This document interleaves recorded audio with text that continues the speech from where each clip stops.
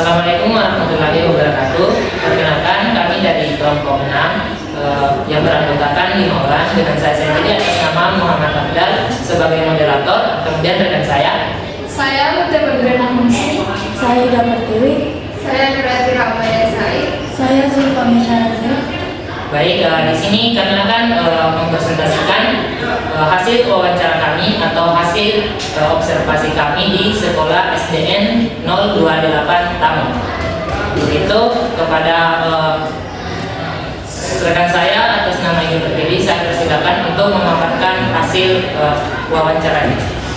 Baik, langsung saja hasil observasi saya di kelas 3 SD. Yang pertama yaitu guru menggunakan CP dan GTK dan unik disusun langsung ke dalam modul ajar tanpa dokumen ATP terpisah.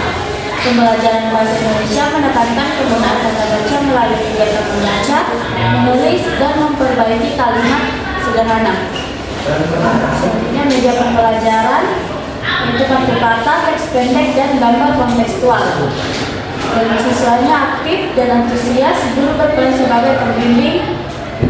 Dan yang selanjutnya itu poin penting dari hasil observasi saya itu CP menjadi dasar arah pembelajaran. Yang kedua, PP disesuaikan dengan karakteristik siswa. Yang ketiga, pembelajaran fleksibel, kontekstual, dan menyenangkan. Baik, itu saja saya kembalikan kepada moderator. Baik, selanjutnya adalah pada fase A di kelas 1 SD. Pada hasil observasi saya, siswa berada pada tahap awal literasi dan numerasi dengan kemampuan beragam. Guru menyesuaikan pembelajaran menggunakan permainan, lagu, dan ice breaking agar siswa fokus. Kemudian CP dan ATP disusun berdasarkan kemampuan nyata siswa. Tidak hanya menyamping dari dokumen resmi, pembelajaran bersifat fleksibel dan berpusat pada siswa. Poin pentingnya adalah diferensiasi sesuai kemampuan siswa. Yang kedua adalah kegiatan belajar dibuat menyenangkan dan kontekstual. Kemudian CP dan ATP itu disusun adaptif terhadap kondisi kelas. Baik, hasil wawancara saya di kelas 4 SD yaitu proses penyusunan dimulai dari CP, ATP, sampai PP. Setiap CP memiliki struktur materi tersendiri dan dapat dijabarkan menjadi beberapa tujuan pembelajaran atau TP. Guru juga terlibat dalam pendampingan dan pengganti guru utama untuk memahami penerapan kurikulum di lapangan. Poin pentingnya yaitu penyusunan pembelajaran mengikuti alur logis dari CP ke TP. Setiap CP dapat memiliki beberapa tujuan pembelajaran. Kolaborasi dan pendampingan meningkatkan pemahaman penerapan kurikulum merdeka. Sehingga itu saja saya kembalikan kepada moderator. Baik, selanjutnya akan dilanjut oleh rekan saya. Saya persilakan. Dari hasil wawancara saya di fase B kelas 4 SD, inti hasil observasi yaitu penyusunan CP dan ATP dilakukan secara kolaboratif antar guru lintas kelas 1 sampai 4 untuk menjaga kesinambungan antar fase. ATP disusun kontekstual berdasarkan kebutuhan siswa. Guru mengikuti pelatihan pembelajaran mendalam untuk memperkuat penerapan kurikulum merdeka. Poin pentingnya yaitu kolaborasi antar guru sangat penting dalam penyusunan CP dan ATP. Pembelajaran disesuaikan dengan kondisi nyata di kelas. Pelatihan guru mendukung pemahaman dan penerapan kurikulum merdeka. Terima kasih, saya kembalikan ke moderator. Untuk pemaparan hasil observasi kami yang terakhir akan dilanjutkan oleh rekan saya. Saya persilakan.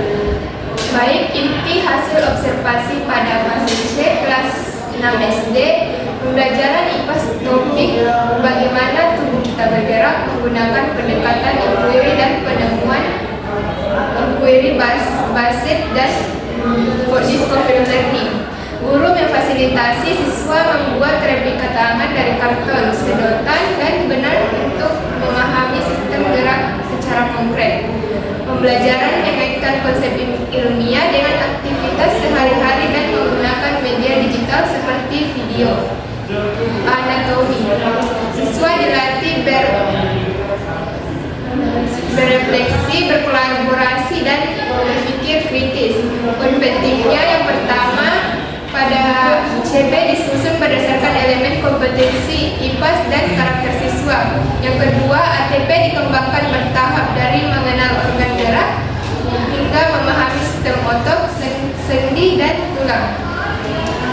Ketiga, tujuan pembelajaran berkaitan dengan profil pelajar Pancasila, bernalar kritis, kolaboratif, dan kreatif. Yang keempat, integrasi lintas disiplin dalam pembelajaran PJOK, SPDP, Bahasa Indonesia, dan Matematika. Dan terakhir, penyusunan CP ATP diharapkan untuk membangun alur berpikir ilmiah dan bermakna, bukan sekedar urutan materi. Sekian dari saya kembalikan ke moderator. Demikianlah hasil ringkasan observasi kami. Kemudian kesimpulannya adalah dari keseluruhan fase A sampai C, CP menjadi dasar utama perencanaan dan dikembangkan menjadi ATP atau alur tujuan pembelajaran serta tujuan pembelajaran secara fleksibel. Guru menerapkan pembelajaran berpusat pada siswa, kontekstual, kolaboratif, dan kreatif.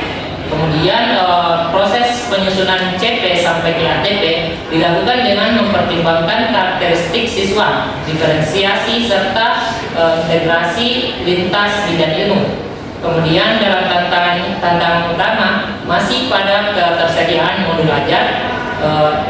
ajar yang lengkap dan pemahaman mendalam terhadap struktur kurikulum merdeka. Secara umum, guru berupaya mewujudkan pembelajaran yang bermakna, menyenangkan, dan selaras dengan profil pelajar Pancasila. Sekian presentasi dari kelompok kami. Kami akhiri dengan mengucapkan Assalamualaikum warahmatullahi wabarakatuh.